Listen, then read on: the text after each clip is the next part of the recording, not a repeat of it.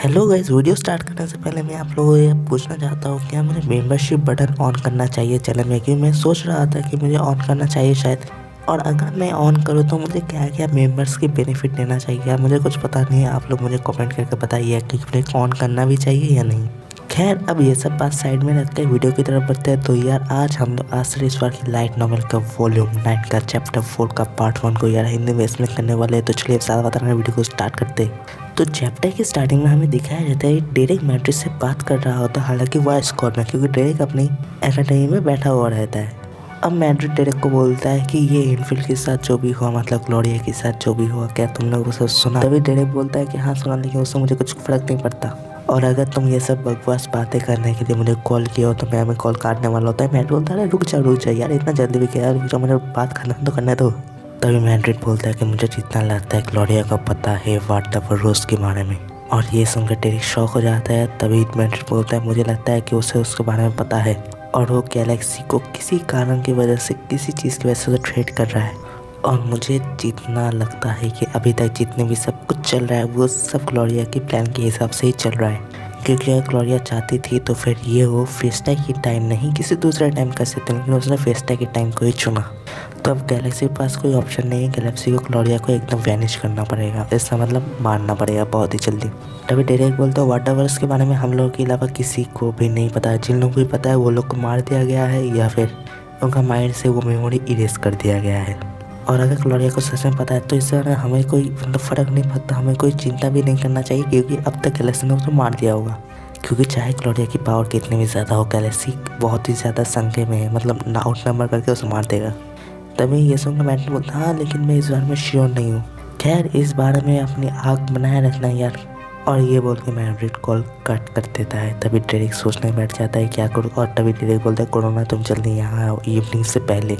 अब सीन वहाँ पर कट होकर डायरेक्ट आयटो की तरफ चला जाता है, जहाँ पर आयटो एक कैफेटेरिया में बैठा हुआ रहता है, लैटिनिया का वेट कर रहा होता है। और वहाँ पर लैटिनिया पहुँच जाती है। हालांकि लैटिनिया उस कैफेटेरिया को देख के काफ़ी ज़्यादा गुस्सा होती है। वो बोलती है कि ये एक ऐसे टाइप का जगह है जहाँ पर कोई भी मतलब छुप के बातचीत कर सकते हैं, मतलब कोई भी सीसीटीवी कैमरा की नज़र के बिना आए। तो आयटो बोल रही है कि असल में आइरिस ने उसे बताया था जब वो फ्लोरा को ढूंढने गया था, लेकिन उसे ये बात कंप्लीट ही नहीं करनी थी। और लैटिना उसे झाड़ने लगती है, मतलब वही गुस्सा करने लगती है कि ऐसे टाइप की जगह पे तुम ऐसे बंदे आते हो तो वह तुम सच में बुरे बंदे हो। ऐसा नहीं है कि मैं तुम्हारे पास मदद मांगने आई हूँ, ऐसा है कि मेरे पास और कोई ऑप्शन नहीं है, नहीं तो मैं तुम जैसे लड़के के पास कोई मदद करने नहीं आती। तभी ये सब सुनकर आयटो को मतलब काउंटर जवाब देने का मौका ही नहीं मिलता। तो आयटो बोला ठीक है जो बताना है वो पहले बताओ, अगर ऐसे ही चलता रहा तो फिर वो सब कंप्लेन ही करती जाएगी। तभी लैटिनिया बोलती है कि वैसे तुम्हें पता है आयटो ग्लोरिया का असली विश क्या है? तभी आयटो ने बताया था हाँ एक प्रोफेसर से मिला जो पेंडोरा को बनाया था। तभी लैटिनिया बोलती है कि क्या तुम सच में लगता है वही ग्लोरिया का असली विश है? तभी आयटो बोलता हाँ मुझे भी यकीन नहीं होता, लेकिन उसने तो यही बताया था। तभी लैटिनिया बोलते हाँ मैंने भी इंटरव्यू में ये देखा था, लेकिन मुझे नहीं लगता वो असली विश है, क्योंकि असली विश उसने मुझे बताया था बहुत टाइम पहले। तो सुनो, जब हम लोग बच्चे थे हम लोग एक भी लड़ाई मतलब मैं नहीं जीती थी। हालांकि एक टाइम अचानक से ग्लोरिया की बिहेवियर सडनली चेंज हो गया और उसने मुझे बताया कि उसे अपनी ज़िंदगी के मकसद मिल गई है। तो लैटिनिया बोलती है कि मुझे बताओ अपनी ज़िंदगी का मकसद। तभी ग्लोरिया बोलते नहीं बता सकती यार, सीक्रेट है। तभी लैटिनिया बोलते अच्छा ठीक है, अगर तुम्हारा मेरे बीच फाइट हुआ और मैं जीता तो फिर तुम मुझे बताओगी। तभी आयटो अचानक से बीच में टोलते था, बोलता तुमने तभी बताया तुम दोनों में तुम कभी नहीं जीता, इस मतलब वो तुम्हें कभी नहीं बताई। तभी लैटिनिया बोलते बीच में टोको मत, बात खत्म करने दो।